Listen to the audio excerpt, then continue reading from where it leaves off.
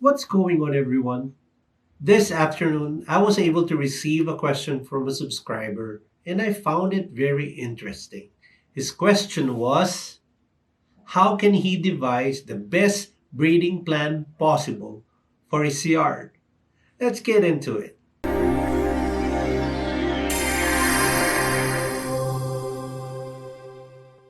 I find this question very interesting because most of us are so eager to become breeders. We dove right into breeding. We became breeders even before we became dogmen or women. You know what I mean? We were so eager to prove to the world that we can be that one of the top breeders. Or probably we were profit driven. We wanted to sell puppies right away. And we were so arrogant that we thought if a lot of people can do it, why can't I? You know what I mean? So here are some of my tips that I wish I knew years ago. First tip: equip yourself with knowledge before even considering or before even thinking of breeding. First, equip yourself with the knowledge on what makes a quality dog specific to your breed of choice or to the style of your choice. Know the breed type. Supporting the breed type would be the standards. Every established breed has a written standards. Find the dogs that you are idolizing, your favorite dogs. Try to get their photos. And side by side, study the standards. Learn the faults, the disqualifying faults, the undesirable traits, the serious faults, and try to check if these traits are present on your favorite dog or the dogs that you admire. Get videos, try to compare, do your homework. All right? Once you have that knowledge, enough knowledge about the breed, at least you can say to yourself, oh, I am preparing myself to eventually breed. I am doing my homework. The second tip that I'm going to tell you is browse. Browse the internet world, browse the social media, because every photo, every video, almost every information about the breed or the breeds that you're interested in are already there. Save photos and videos of the dogs that you admire. Save them, study them, and when you're finally convinced that the model dog that you have is also conforming to the written standards, and indeed these are quality dogs, then I will go on my third tip, which is I think the most important: set a goal. Without a goal, you become a lost sheep.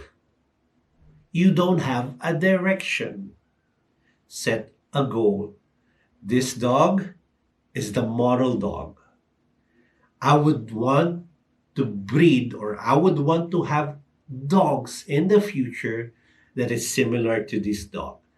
This type of dog. This type of dog. At least have a goal. You won't get lost if you have a direction. All right?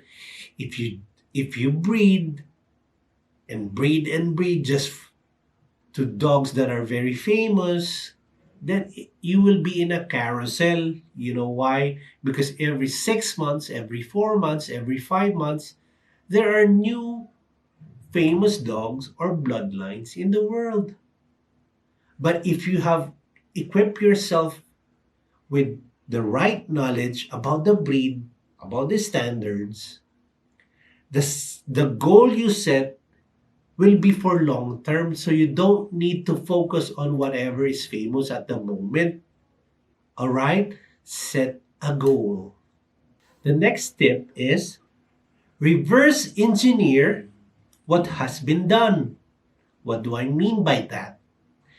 Study the bloodline of your model dog. All right? What did the breeder do to accomplish or to achieve this type of dog? The breeding style of this breeder. Is he fond of inbreeding, line breeding, outcrossing? All right?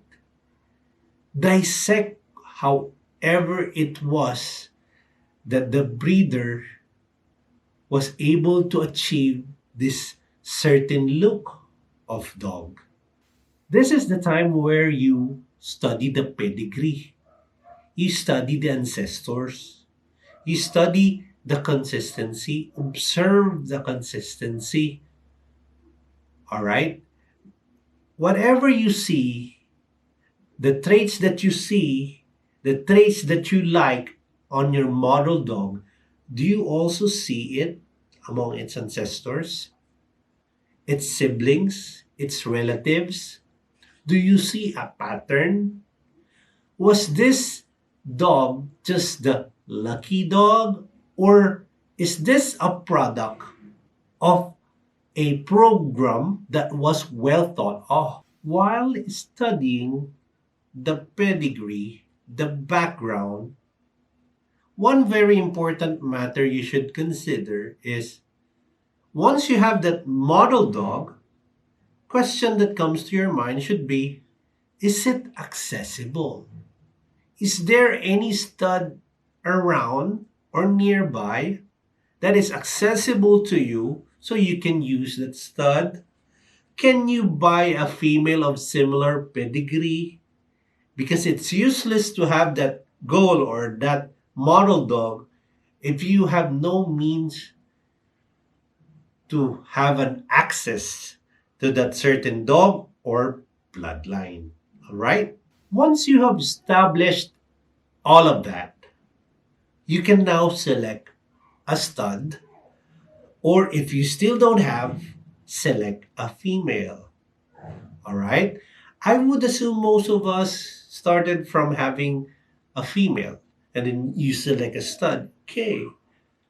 But now that you have equipped yourself with the proper and the right knowledge, you can now select who to pair to, who to breed to. All right? Now that you're almost ready to breed because you have equipped yourself with the right knowledge, let me just tell you this. No one can guarantee the outcome of any breeding because there are so many variables to consider in a breeding. But if I said that, then why would I even bother giving you tips in the first place if I myself can't guarantee the outcome of your breeding? Do you know why? Because it pays to do your homework. This is to avoid critical mistakes along the way. This is to quicken the trial and error stage. Whatever we experienced years ago, if only we have this knowledge, we had this knowledge before, then we might have been able to save a lot of money, save a lot of time. All right? Once you have enough knowledge, the right knowledge, accountability comes in also. Let me explain that. It feels good to tell yourself, I've done my best. Sometimes, because we're dealing with breedings, we're dealing with life, there are valuable variables that can affect the outcome, whether it's good or bad. Sometimes we achieve our goals, sometimes not. But accountability dictates that since you've done your homework, you can't blame others. And you can even blame yourself. You did your best. I hope these tips will be able to help you, enlighten you, and prepare you to your next breeding plans. All right.